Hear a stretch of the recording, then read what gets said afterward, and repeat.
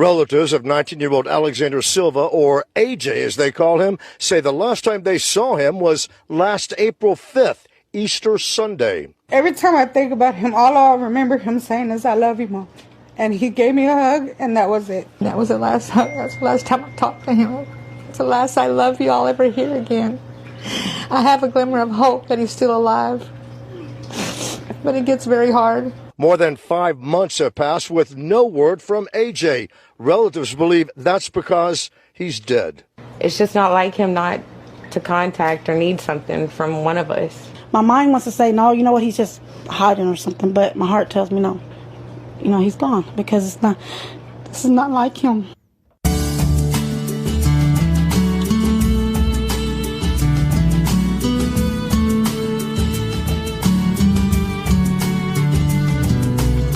You're listening to Disinfecting Sunlight with Paul Vasquez. And now here's Paul. Well, hey, audience. It's been a minute. There's so much to say about what's going on in my personal life, but that will be discussed in the follow-up episode to this. This is a follow-up to the issues surrounding my nephew's case. If you listen to my last episode, it was a tribute to my nephew, little AJ. And this is just a short mini-sode, if you will, to discuss where we've been with the case, some developments that have happened in the interim between where we last left off and where we are now. And you'll get to see and hear, if you're watching, you'll see a couple of my cousins will join us. You'll also see some footage from the rallies, the rally that we did. And yeah, it's been a very trying 6 months. We literally just crossed the 6-month mark since the eyewitness saw him murdered. And there've been a lot of things that I've learned over the past 6 months. Some of them I'll save for future episodes, I think. But I've learned that I'm very brave when I need to be. Braver than I give myself credit for. Brave in ways that could get me killed. And I don't say that hyperbolically. I have been walking through very dangerous neighborhoods, doing a rally, looking for evidence of my nephew's whereabouts. People I think are involved in his killing. I've been very vocal on social media, and that comes with a lot of risk. But at this point in my life, at 38 years old, I just had a birthday. You know, I'm tired of not being brave. You know, I've been so, I don't want to say scared, but I've kind of been living in my own little comfort zone bubble, if you will. Certain things I wouldn't do. I like to call myself an activist, and aside from a march here or there, I was relatively quiet, you know, save for a very vocal and opinionated Facebook message, but that's not true activism. So much has changed in the past few years. You know, I was in a relationship. I'm no longer in that relationship, but I learned a lot of good things in that relationship. You know, how to, in many ways, he encouraged me to be brave, and he helped me kind of find my voice and encouraged me to get out there. And he never really let me be afraid. Because I think he saw something in me that I believed about myself, but that I wouldn't let myself kind of fall into. You know, I wouldn't have the podcast if not for my former relationship, because he encouraged it and he listened. And, you know, that means a lot. And even though I'm no longer in that relationship, I'm very grateful for that and for this podcast and for, you know, our audience that has stuck with me through a relapse and months off. It's been It's been a very interesting year. I've learned to be braver. I've learned to be more honest. I've learned that I had to tell my story, good, bad, ugly, get it all out of me. And the changes I've seen in myself since just doing that are nothing short of miraculous. I've, some friends have walked out of my life and some beautiful people entered. God has always been good to me in that regard. And sometimes I like to hang on to people, like dig my clutches into them and not let go. But this year, I'm done with that. And, I came to a place in my life, forgive me if you hear Bridget Jones. That's my cat. She decided to play right this minute. But I've come to a place in my life where I'm not going to beg people to be in my life. Once I surrendered the need to have certain individuals stay in my life got easier.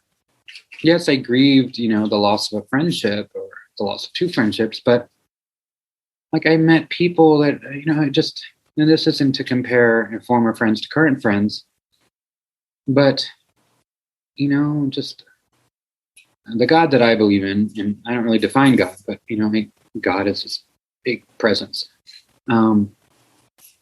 He, she, they, it always takes care of me, always, without fail. And we'll discuss more about what I learned in the follow-up to this. This is just a quick little, like I said, mini-sode to relaunch the show, to say what the family has learned. My sister is still very much in the grieving process, and you'll see by her responses, she's still dealing with this in her own way. But yeah, I thank you for sticking by me, and on the other side of this, you'll hear, a few minutes of the family talking about what they've learned. You're listening to Disinfecting Someone. Paul? Are you a fan of true crime podcast? Who isn't? Well, check out Murder City, True Crime of Houston, Texas. City where I'm from, and their most recent episode is about my nephew. Check out Murder City, True Crime of Houston, Texas on your favorite podcast app. When Houstonians need real hard-hitting news with just a dash of spice, they don't turn to the mainstream media and that corporate crap. Instead, they check out Grizzy's Hood News. Grizzy Castillo gives it to you raw and unfiltered. She's been a lifesaver in getting our story out. So y'all check her out. If you don't already like her on Facebook, it's facebook.com/Grizzy's Hood News exclusive. You can also find her on Instagram and TikTok at Grizzy's Hood News. Okay, audience. So we are back. Yesterday was the 6-month anniversary of little AJ's murder. So I just wanted to do kind of a special episode to follow up, and I've got other cousins here, and I've got Connie here as well. You haven't met his cousin, Kathy. Say hi, Kathy. Hello. And Jennifer, you may have seen her on TV and on my TikTok, but now she's live and on the show. Say hi, Jennifer. Hello. She's our feisty cousin. And then there's Connie, the mama. Say hi, Mama. Hello. All right, so this is just going to be a quick little follow-up, just kind of going through some of the things that have happened since we recorded last and in the last 6 months that haven't really made the show. So, Jennifer, you weren't here. Sorry, audience. There's a dog in the hallway. Of course, it decided to bark right now. So if you hear Dobby, I'm sorry. But hi, Jennifer, Dobby.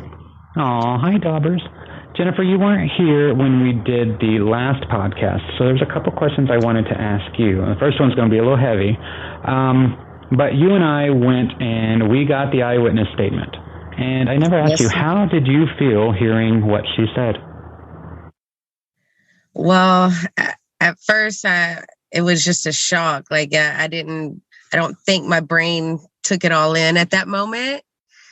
And then I think after you started freaking out and then she said it again, it hit me then, but it don't feel good to hear that,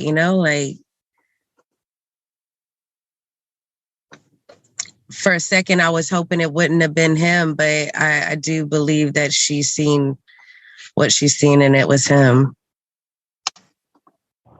Thank you for that. And how do you feel knowing that the detectives assigned to our case have completely discredited her? I feel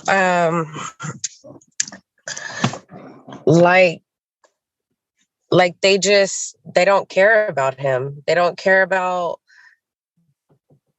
it could have been me. Like I've OD'd 3 times, like I've had my stomach pumped 3 times, and there's, them not valuing him makes me not trust the police. And, I've never really trusted them anyway, but this is more apparent now. Well, thank you for sharing that. I did not know that about you. Go ahead. Oh, little Lincoln Log. Y'all, that's my cousin. Please give me a minute. And I muted you, Jennifer, because he's so cute. But most people listen to this on audio. So y'all forgive us. We're all living our little lives, okay? Jennifer, you can unmute now. So thank you for sharing that. I did not know that about you. So that's very vulnerable of you to share with our audience, but that is what this show is primarily about. Now, Kathy, how did you feel when you heard about how AJ died?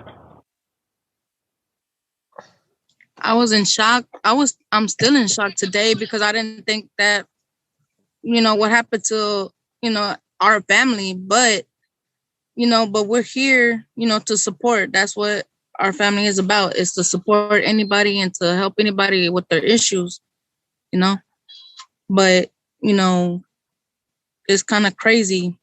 One day you're here and the next day you're just disappeared, Oh, I know. And what has the past 6 months taught you about yourself?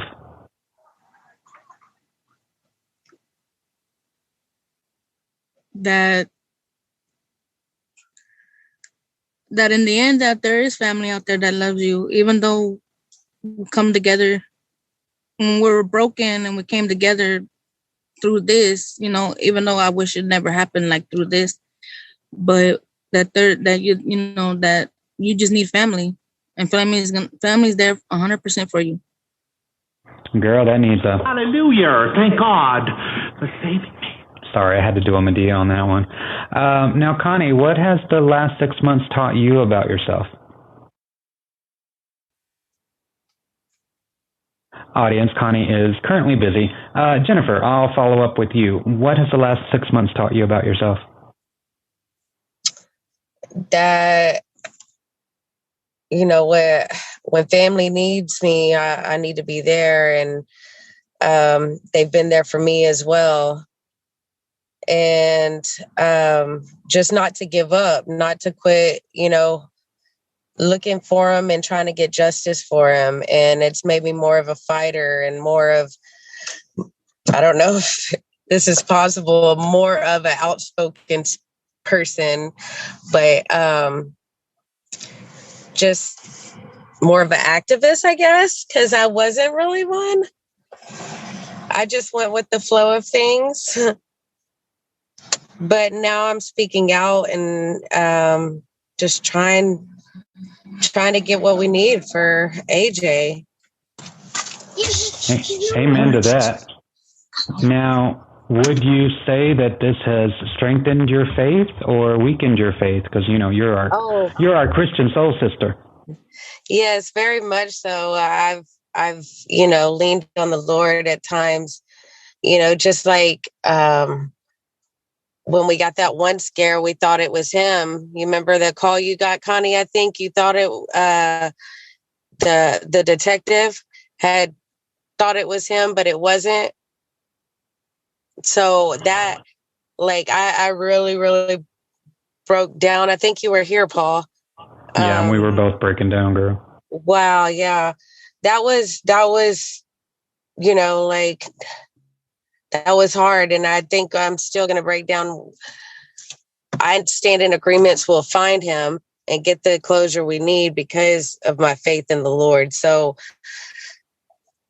we just got to take it one day at a time and not give up the faith we have in the Lord, that he will give us the answers we need and the peace we need. So definitely made me stronger in the Lord. Definitely. Awesome. And Connie, are you currently available to talk? Yeah, right now. Okay. And how would you say, what have you learned most about yourself the past 6 months? That I'm so damn depressed. And how are you dealing with that? Are you dealing with that? I'm managing to, I'm learning to manage it. That's it. And has your faith been strengthened or weakened? Weakened.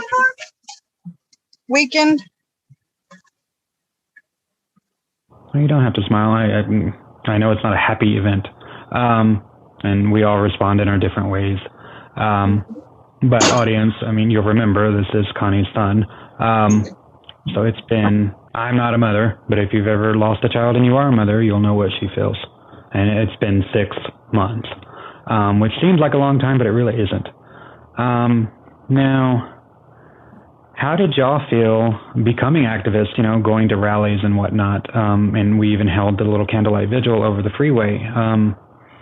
How did that feel for you? I know it's very different for y'all. Me, it's kind of my other life. But for y'all, it's very different. I'll let Jennifer start. It's kind of surreal just seeing myself on the TV and like, it's like I'm there, but I'm not. Like, I don't know. It's kind of almost unreal, like that we're not getting the help and it took us that long to even get exposure on him. So like, it just feels unreal. Like, kind of like the last 6 months have been a bad dream. Girl, you can say that again. And just to follow up with that, how did y'all feel about the reporter, Randy, not mentioning the murder, the deaths, anything like that, going strictly by what homicide detectives have put in their report? And I'll let Connie go with that. I was very upset only because he basically pushed us to the side as far as not even hearing everything we have that could possibly be something, that could actually help us. He basically just pushed us to the side and went off of the ankle monitor. Find out that, or once he posted it, and I was happy and I'm thankful that we were able to get on TV 6 months later. But I just didn't like the fact that he made AJ look like a troubled teen who intentionally took off his ankle monitor and is just hiding. And no, that's not what my son was doing. I don't believe it in my heart. I mean, I'm not saying that AJ's he's a saint, because he's not a saint. We all know that, but I don't believe it in my heart that everything was, it was set up, and now I'm just trying to find a body or, just because this is just, it's going on way too long, and we need this to be closed, Yeah, and audience, one thing that didn't get covered the last time we talked with Connie is that AJ has had an ankle monitor before, and he knows how to cut one off. This particular ankle monitor was tampered with twice. I don't believe that was AJ. I don't think any of us believe that was AJ that was tampering with it. I think, and I can't speak for us all, but you'll nod if you agree. We think that whoever killed him tried taking the ankle monitor off of him.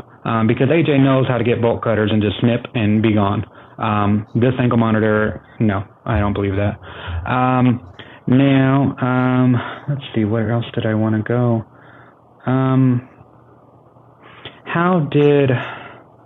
Okay, let's get a little controversial. Now, let me preface by saying I in no way am trying to disparage the memory of Gabby Petito. We know exactly what that feels like to have a family member go missing and end up murdered by, allegedly, someone that they were in a relationship with. We know how that feels. So we in no way mean this to harm her family. But how did you feel with the overwhelming media coverage that she got within days, whereas we fought for 5.5 months just to get like a 3-minute clip that was primarily about his ankle monitor? I was very upset too with that because again, I went to see what was different about Gabby Petito and AJ, and everything from the timeline was almost the exact as AJ.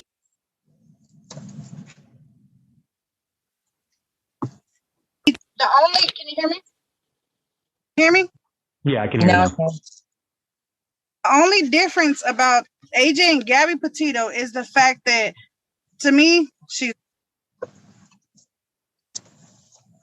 Damn it, your mic keeps muting. I think you might be having signal issues. Jennifer, do you want to pick that up? Yeah.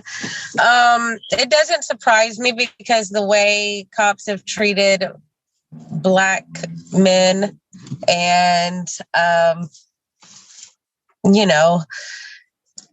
treated them differently anyway. I mean, she's a white woman. It doesn't surprise me that, that's still race is a thing. Yeah, it's an issue. And if you don't have enough money, they're not going to look for you. Or if you're not that important, or, that's how I view HPD. Like, I don't think it's right, but it doesn't surprise me. To me, I feel like, okay, Gabby, like, just because she didn't have troubles or she didn't have on an ankle monitor, she was still in a toxic relationship with her boyfriend. That's the same with AJ and his girlfriend. The whole timeline is just like AJ's. And Gabby got on the news, got Texas EquiSearch to go help search, even got Dog the Bounty Hunter to search for Brian. We took 5 months just to get on the news just to talk about an ankle monitor. And audience, you'll notice my cousin Chelsea just joined. Chelsea, we are currently recording, so just know you're eating in front of everyone. But y'all, this is family, and this is a very impromptu episode. And Chelsea is going down on that. I love you, Chelsea. But just FYI, we were just talking about Gabby Petito and the crazy amount of coverage that she got compared to AJ. And for the record, audience, AJ got maybe 5 minutes total between the broadcast on KRIV in Houston, and the majority of that coverage was spent talking about his ankle monitor and how it's not being monitored. So with that, Jennifer, if you want to go ahead and drop off, because I know it's Astros game night. So we'll talk to you later. Thank you for joining us. Chelsea, love y'all. Justice for AJ. Justice for AJ. Chelsea, do you have a minute to talk, or are you just here to observe? Okay, she's currently eating her dinner, audience. We love you, Chelsea. Now, what do you have to say to those people who actually have shared AJ's story and have fought in the trenches with us? Let's start. Grizzy Castillo, how do you feel about Grizzy? I feel so happy that Grizzy's actually, in the beginning, I'm not going to lie, because I think Chelsea reached out to her and she basically discouraged us from, I think, because she didn't know the whole full story. And at that time I was like, well then forget her, but then after a couple of months went, or after a month or two went by, or a couple of weeks, we reached out to her again and gave her all the whole, everything. And she's been helping us, tremendously on trying to find or getting it out there, because we don't have the coverage we need, or, stuff like that. So she's been a real help. I thank God for her. I do too. And for the record, her and I have been in discussions from the beginning. I think she was just right. I think she was just confused as to what was happening. I think she just misunderstood what we were searching for initially. But yeah, we wouldn't be where we are now, at least with eyes on this case, if not for Grizzy. And there's also several TikTokers that have been on this. I can't remember her name, but there's Big Draco. She shared it. And there's also another woman, forgive me, Connie, you actually submitted it to her, and she's been sharing it a lot too. Crimes? I think it's True Crimes True Crimes. Yeah, it's True Crimes. So yeah, be sure to follow those. If you're not already following Grizzly Castillo on Grizzly's Hood News exclusive on Facebook or Grizzly's Hood News on Instagram and TikTok, please do so. And I think that's all I'm going to record for now, at least with the family. And we're just going to do a traditional family Zoom night, y'all. Audience, I will pick this up on the other side and, yeah, record some more. So thank you for listening. And all right, audience. Now, again, this was just a little mini-sode, kind of a soft relaunch. I will be back next week, and we will be talking about wherever I've been. Take a wild guess. Because you'll probably be right.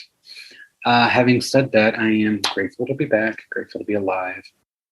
And I have to also give a big shout out to B and CC over at Murder City Pod, True Crime of Houston, Texas.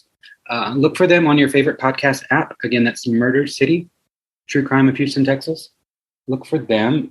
They've been incredibly beneficial to us from the get-go, just like Grizzy. So please subscribe to them. And I'm also going to play you out with a couple of clips that they took at our rally, just to kind of give you just a bird's eye view of what we've been going through. Now, you saw Chelsea briefly. Audience, if you're listening, you didn't hear Chelsea, but if you're watching, you did see her briefly. This is actually her crying. And of course, there's a plane flying over right now. But you'll hear her crying at our rally. It's just the reality of what we've been going through. Now, if this is your first time listening and or watching Disinfecting Sunlight, generally this show is a little more focused on recovery, and that's recovery from anything. But as this is such a major part of my life right now, that's why we've dedicated a couple episodes to it, because it plays a part in my recovery. So until next time, y'all, stay in the light.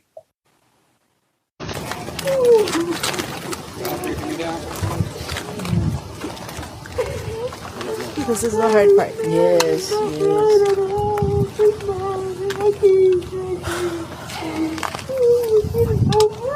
to the neighborhood, if you're still listening and you hear my cousin cry, I know y'all know something. Someone in this neighborhood knows something. AJ's life may not have mattered to you, but clearly it matters to us.